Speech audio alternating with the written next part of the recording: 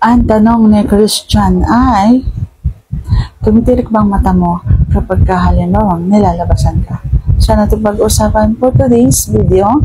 Interesado ka bang malaman kung ano naman yung tungkol sa akin? Please keep on watching kung ikaw ay interesado.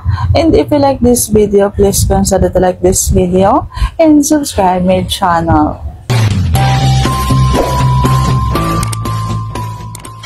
Tumitirik nga ba ang mata ko?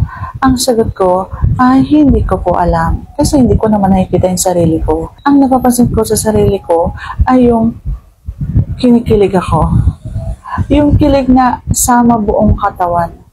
Tapos, yung paghuhugutin na ay nangingilo pa ako at masarap pa rin yung pakaramdam. Yung hindi matapos yung sarap. Kapag kasi ang isang babae ay nalabasan na talaga sa una at masarap pa rin yun. Masarap pa rin yun kahit malambot na yung inyo.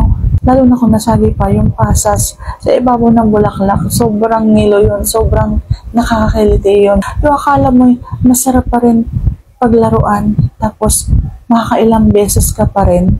Yung ganon, yung kahit hinang-hina ka na sa sarili mo, may ilalabas ka pa. Yung ganon. So, ganon kasi ako. Yung hindi matapos yung sarap. Lalo na kung sobra talaga yung nararamdaman ko. Kapag halimbawang natapos ako.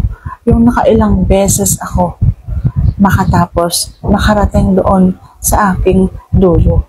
Yung ganon. So, hindi ko alam kung tumitirik ba yung mata ko nun. Pero yun nga ang ginagawa ko. Kinikilig ako, nangingilo ako.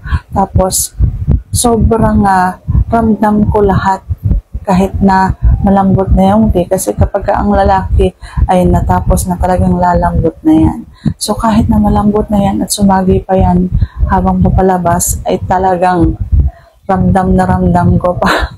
Yung ganon.